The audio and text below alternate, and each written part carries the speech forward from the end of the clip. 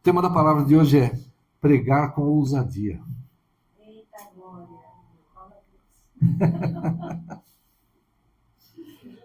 Vamos ler Mateus 10, 27. Aqui Jesus falando. O que lhes digo às escuras, repitam à plena luz. E o que é dito para vocês ao pé do ouvido, proclamem dos telhados. Olha que só Jesus falou. Né? O que ele falava ali, né? Só para os seus discípulos, num lugar reservado. Nós temos que falar à luz do dia, nós temos que proclamar dos lugares altos, em todos os lugares, para que muitos possam ouvir. Aleluia. E pregar o evangelho exige fé e ousadia. Pode parecer difícil, mas é um ato de amor ao próximo, e é a nossa missão aqui na Terra. Missão. Ordenança do Senhor, ordem do Senhor para que a gente cumpra. Pregar o evangelho. Amém? Pregar é compartilhar a mensagem de Jesus e os ensinamentos contidos na Bíblia.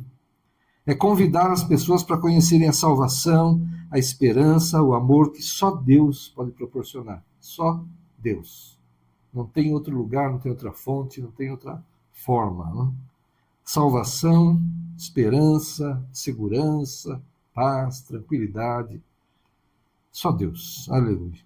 O resto é tudo tentativa, né? Uma aproximação, mas na verdade essas coisas só Deus é que pode nos dar mesmo.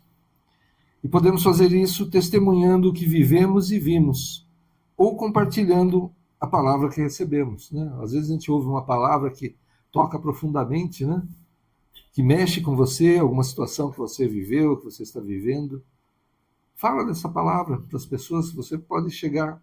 Uma vez a gente estava num grupo de oração, e de homens ali, a gente estava compartilhando algumas coisas, eu compartilhei uma experiência com Deus, uma estratégia que Deus deu, o irmão estava ouvindo assim, eu vou usar isso na minha vida. Então Deus opera na tua vida, Ele pode operar na vida de outras pessoas, um testemunho que você dá, pode transformar a situação, trazer uma solução para uma vida, né? Para alguma coisa muito grave, muito pesada, muito problemática que está acontecendo, né? Pode ser em família, pode ser nas redes sociais, no trabalho, quando é possível, né?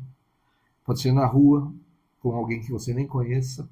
Né? Às vezes a gente faz essas doideiras aí de sair pregando o evangelho para qualquer um, né? E Deus toca, aleluia. Pregar, além de falar e testemunhar sobre Cristo, é também agir conforme Jesus nos ensinou e deu muitos exemplos também, né? E fazendo um paralelo, né? Como é que eu posso dizer a uma criança, fumar faz muito mal à saúde, pode te matar, se eu mesmo fumo? Né?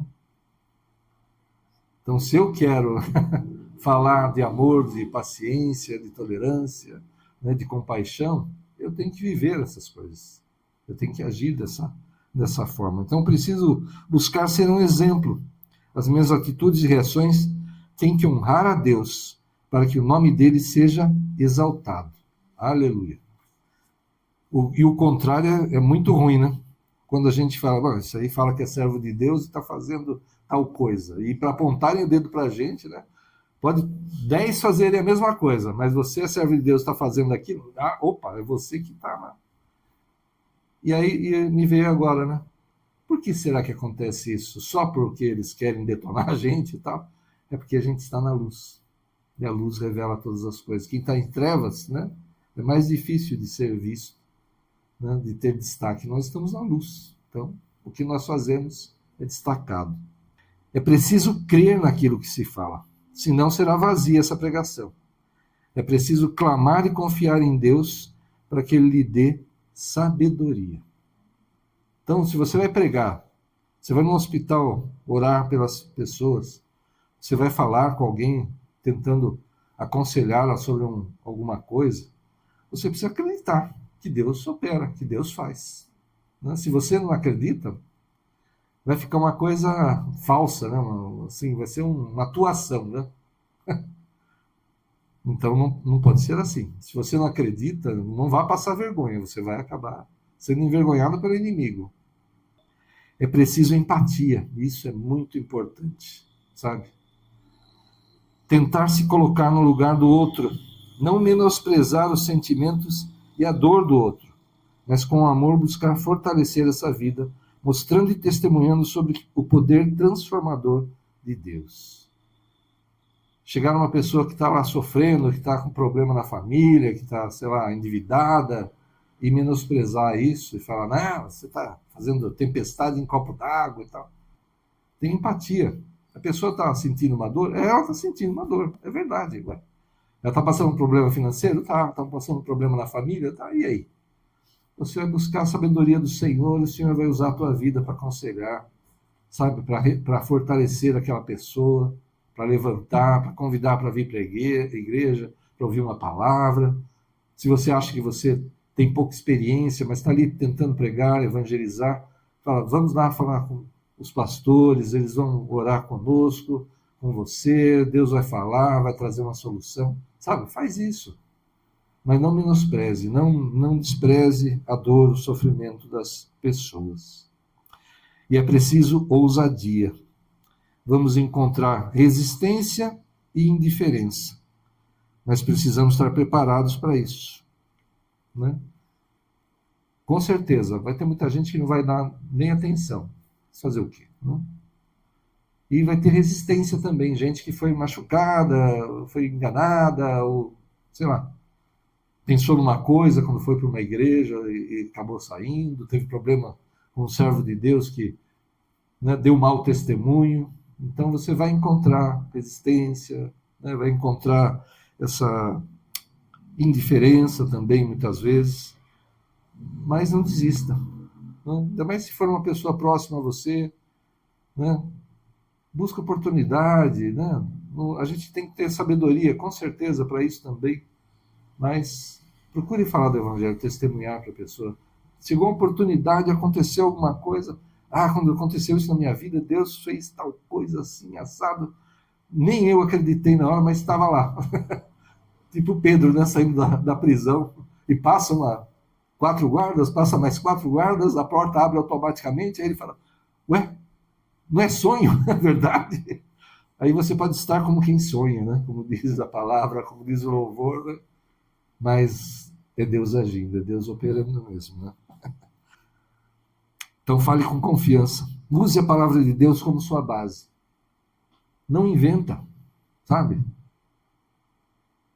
Cita a Bíblia, né? No que couber, né? Com as suas palavras até, mas usa a palavra de Deus. Você não precisa inventar nada. Tem muita coisa lá para você falar. Aliás, eu posso dizer que tem tudo, né? Se for ver, tem assunto para tudo, para combater tudo que pode colocar contra você e tal, mas usa a palavra de Deus, né? E compartilhe a sua própria história. Se você fizer isso, quer dizer, uma coisa pessoal, principalmente com quem te conhece, né? Você compartilha a sua vida e fala, né? Que nem eu falo. Acho que se eu não tivesse me convertido, se eu e a Tânia não tivéssemos entrado na igreja, né, a gente já era casado, já tinha Monique, nossa primeira filha, talvez nosso casamento não durasse nem até ter nascido o Felipe, nosso segundo filho. Né, a gente já tivesse separado, sei lá, há muito tempo. Por quê? No mundo, é o que está, acho, mais acontecendo, divórcio, separação, depois de, sei lá, muitos anos de casado. Parece estar tão comum isso, né? As pessoas nem se toleram mais, né? Mas com Deus é muito diferente. Então fala da experiência, fala da sua experiência com Deus, o agir dele na tua família, na tua vida, no teu casamento, no teu trabalho, tantas vezes, tantas coisas, né? Esteja preparado para a rejeição. Nem todos aceitarão a mensagem. A ousadia é uma disposição de continuar mesmo diante de desafios. Então, esteja preparado. Vai acontecer? Vai. Então, você sabe que vai acontecer. Já está sabendo, já está preparado. Aconteceu com um, vai para outro, e assim por diante. Um dia talvez volte nessa pessoa, Deus toque, você plantou sementes ali, elas podem germinar, crescer, frutificar. Como desenvolver a fé e a ousadia para pregar o Evangelho? É um processo contínuo. Tá? Fortaleça a sua relação com Deus. Aprofundar sua vida de oração, estudo da Bíblia é essencial, com certeza. Quanto mais você orar, quanto mais você ler a palavra, quanto mais você conhecer a palavra, as experiências que Deus mostra ali, tantos homens e mulheres, né? Que Deus coloca o que fez de errado e o que fez de certo, né? Os milagres que ele operou nessa vida e através dessa vida. Então, quanto mais você conhecer, mais situações do dia a dia você vai poder falar sobre elas com base bíblica. Amém? E também desfazer as mentiras, porque tem muita coisa que o pessoal distorce a palavra de Deus. Não é que nem um dia eu estava falando do evangelho para um rapaz, e ele falou, é engraçado, né? Deus colocou Adão e Eva lá no paraíso, né, naquele jardim, os dois peladões, e não queria que eles fizessem nada? Como assim? Aí o pecado original e tal. Eu falei, não. Grande engano do mundo, né? Deus falou o que para eles? Crescei e multiplicai. E era para eles terem relação, terem filhos.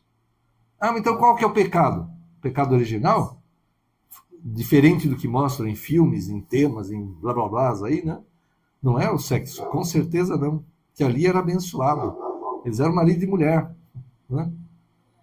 Quem fez o casamento deles foi Deus, né? Então, o pecado original é a desobediência.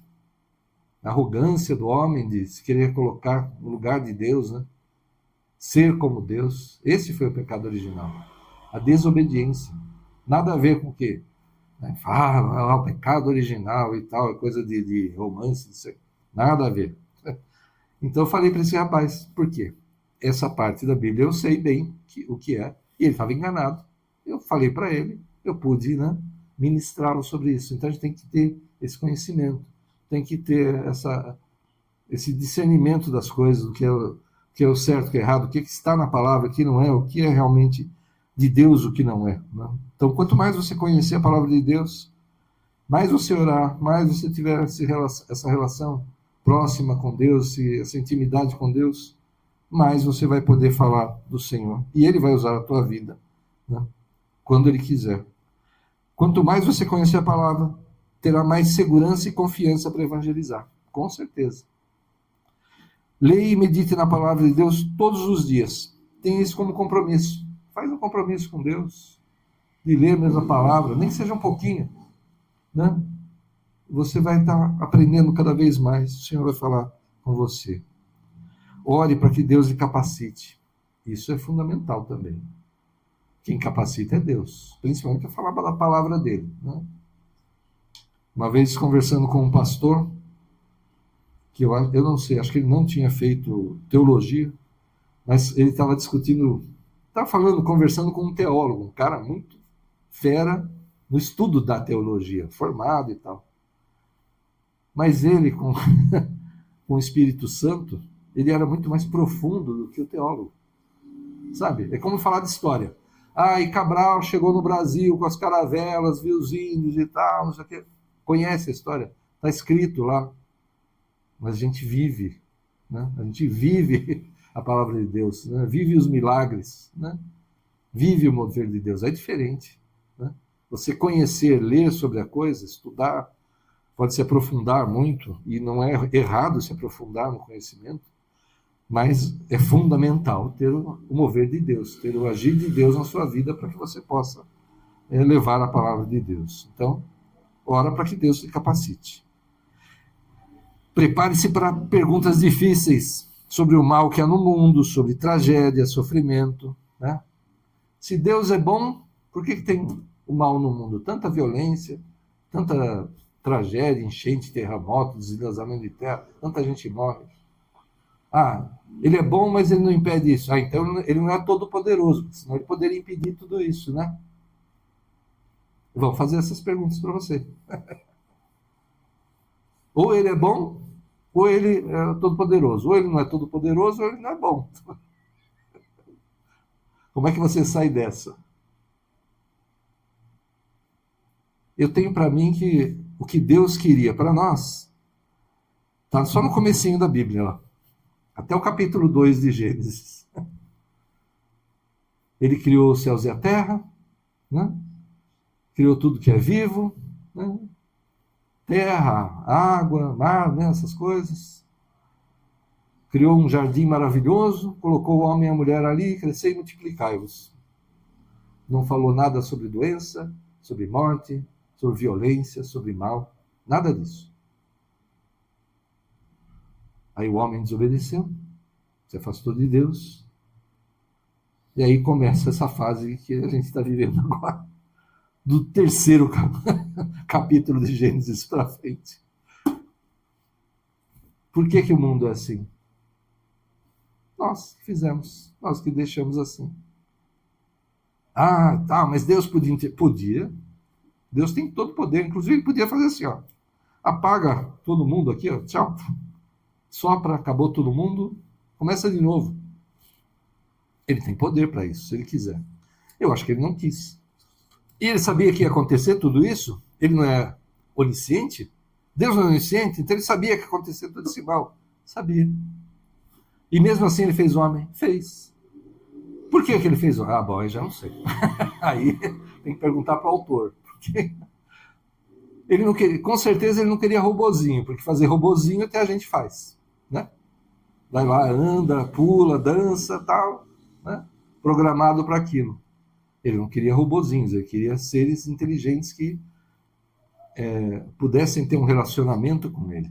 Ele queria filhos. Ele não queria bichinho de pelúcia, não queria robozinho. E ele sabia que ia acontecer isso, sabia. Sabia que ele ia ter que morrer na cruz, sabia. Ele sabia que teria que vir à Terra e morrer na cruz por nós e fez o homem e fez a humanidade, né? Mesmo assim. Perguntas difíceis virão. Medite, prepare-se para isso, porque vamos fazer essas perguntas para você. Então participe de estudos bíblicos, leia a mesma palavra, converse, tire dúvidas você mesmo com pessoas mais experientes no Evangelho, né?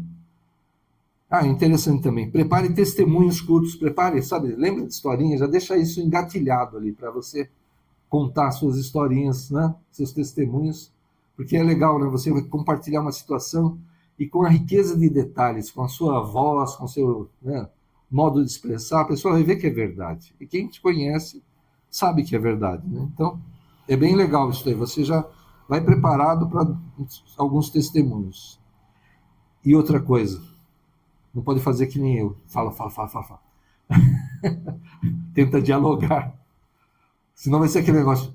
Vamos parar com isso porque não há mais monólogo entre nós. Sabe aquela piada, né? Que diz assim, só a pessoa fala.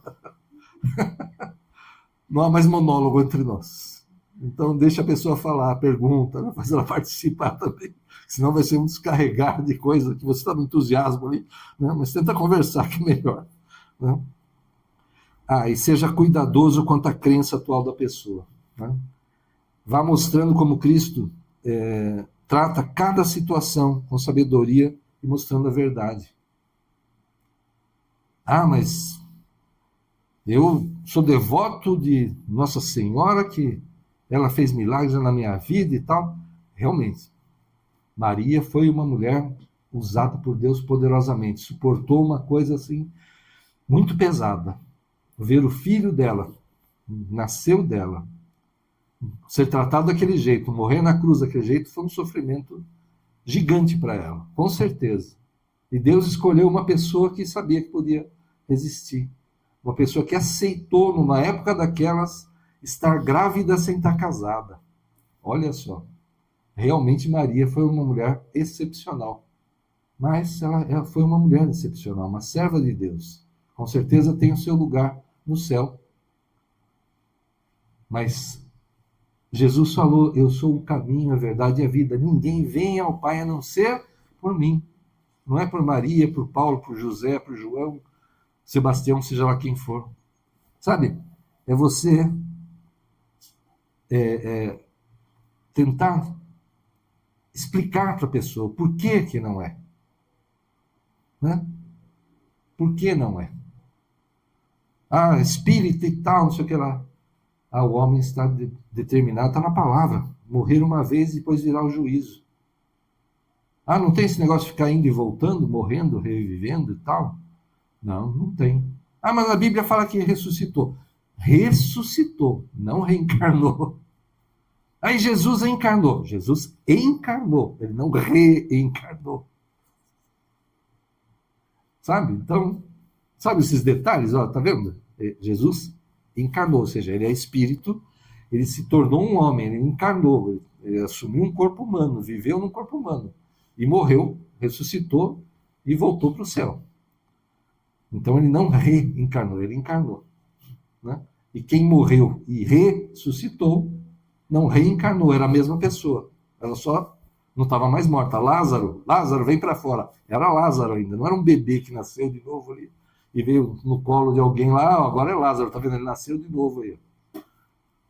Então você tem que ter essa sabedoria para poder tratar esses assuntos. Então, não é aceitar a crença do outro, é que você consiga mostrar que a crença dele não tem a ver com a palavra de Deus, não tem a ver com aquilo que Cristo. Porque no Brasil, dificilmente você vai encontrar alguém, fora aqueles que são declarados ateus, vamos dizer assim, que não acreditem em Jesus.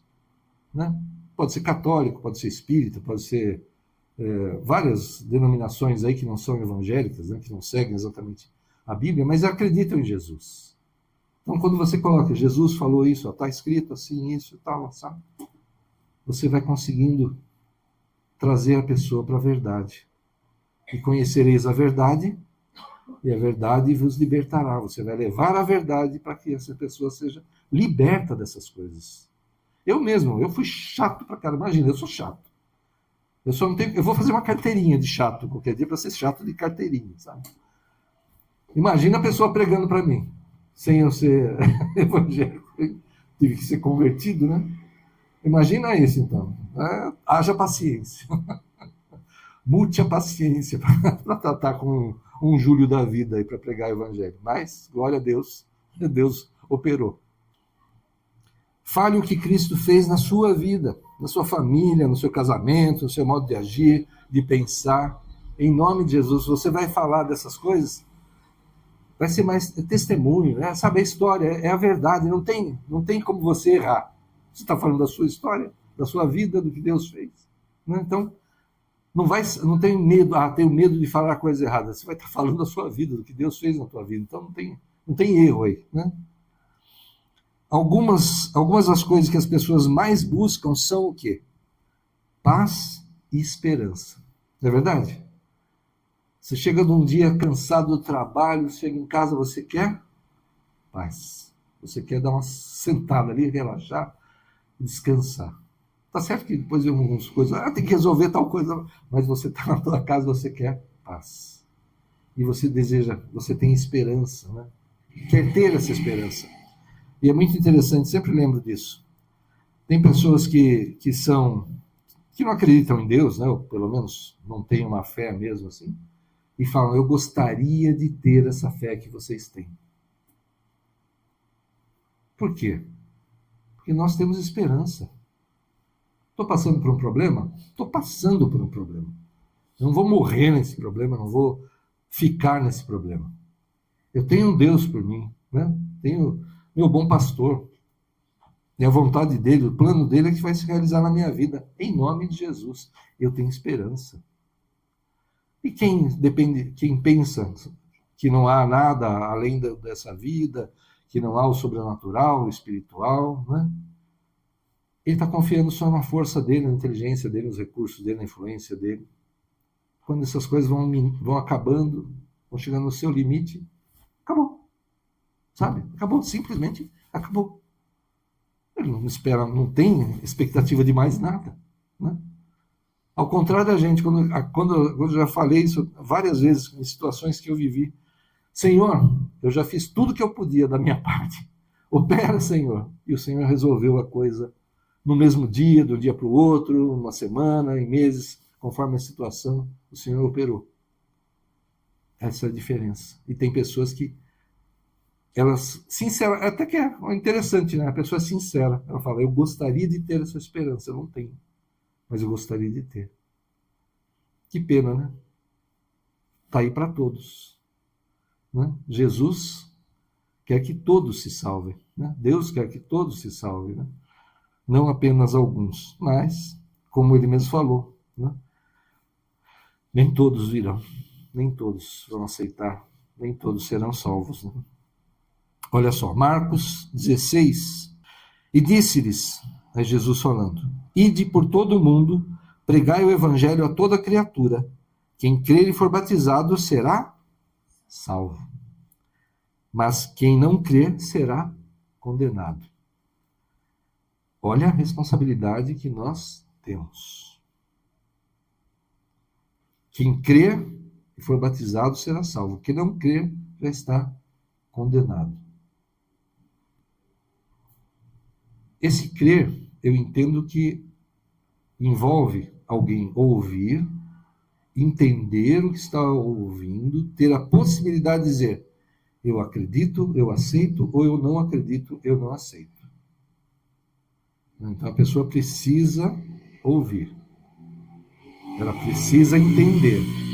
Né? Para crer ou não crer. Então aquele que crer e for batizado será salvo. Aquele que não crer já está condenado.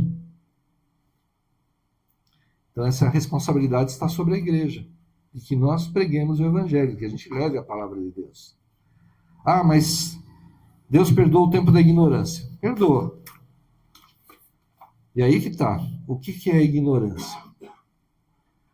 Será que no Brasil, né, do jeito que é, né, apesar de muito católico e tal, mas não conhece? Né? Não viu um filme sobre a paixão de Cristo? Né? A pessoa não conhece o evangelho, nem que seja assim, né, por uma coisa meio superficial, mas ele conhece. Ele sabe quem foi Jesus. Né? Será que a pessoa é ignorante mesmo? Paulo fala, acho que em Romanos, que a natureza mostra a existência de Deus. Que o homem é indesculpável só por ver a natureza, só por ver a vida, só por ver tudo que acontece. Ele já está vendo uma prova da existência de Deus. Então o homem se torna indesculpável. Então pregar o evangelho é levar vida eterna. Ou deixar de pregar o evangelho é, vamos dizer assim, colocar a pessoa no risco da condenação eterna. Olha a responsabilidade que está sobre nós, que somos igreja. Nós precisamos ter essa ousadia. Nós precisamos levar a palavra. Porque quem não recebe a palavra está nesse risco da condenação eterna.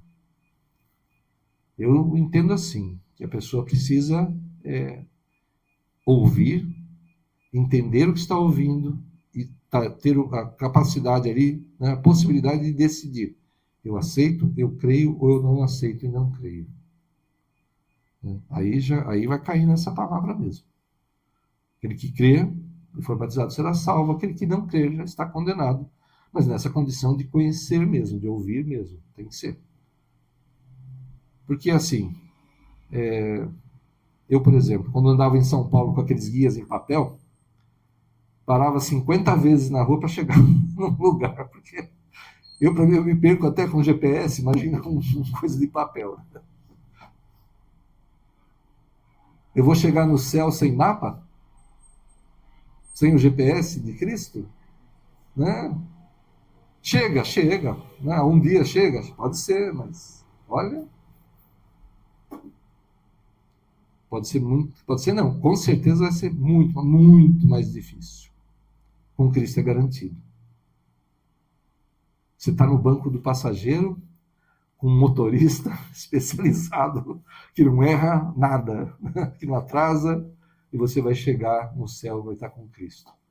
Agora, quem não tem o GPS, quem não tem a palavra, quem não conhece a Cristo, ele vai no rumo. Eu acho que é por aqui, eu acho que é por ali.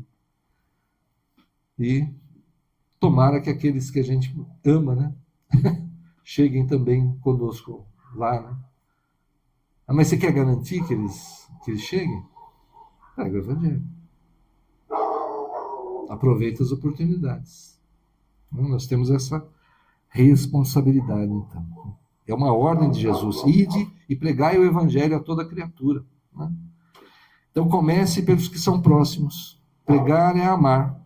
Mesmo que alguns não entendam isso. Tem gente que vai resistir, vai brigar com você. Né? Vai brigar mesmo que você fica pregando, que você fica toda hora falando desse Jesus, né? Ô Jesus! Eles vão brigar com você, mas continua aproveitando as oportunidades e falando de Cristo. Né? Em nome de Jesus. Curva a tua cabeça, vamos orar. Senhor, em nome de Jesus, nós te pedimos perdão, Senhor. Quando fomos covardes, Senhor, quando perdemos oportunidades, Pai. Ou quando, com nossas atitudes, nós afastamos as pessoas de Ti. Meu Deus, perdoa-nos, Senhor.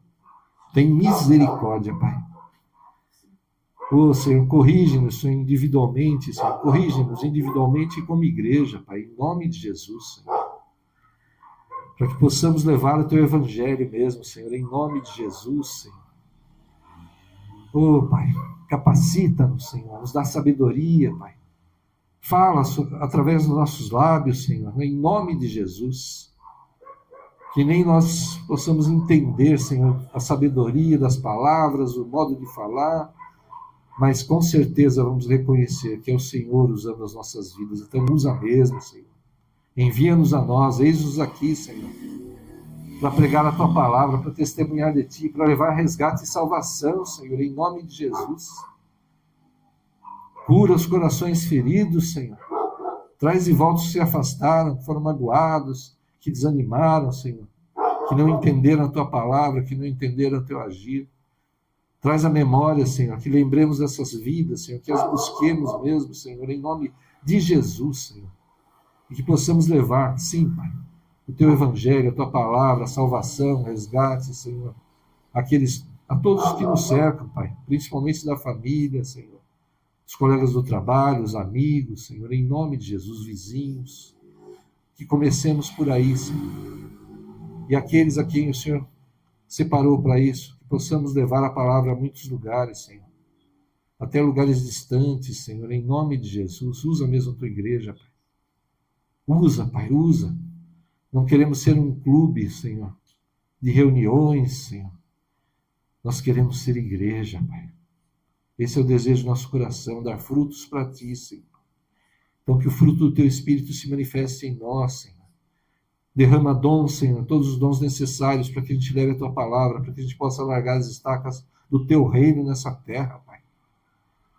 Para que todos aqueles a quem amamos, Senhor, estejam conosco, Senhor, no céu, Senhor, no paraíso. Senhor, que tenham essa esperança mesmo, Pai, em nome de Jesus.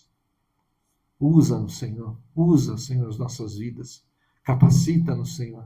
Ajuda-nos a focar nisso, Pai.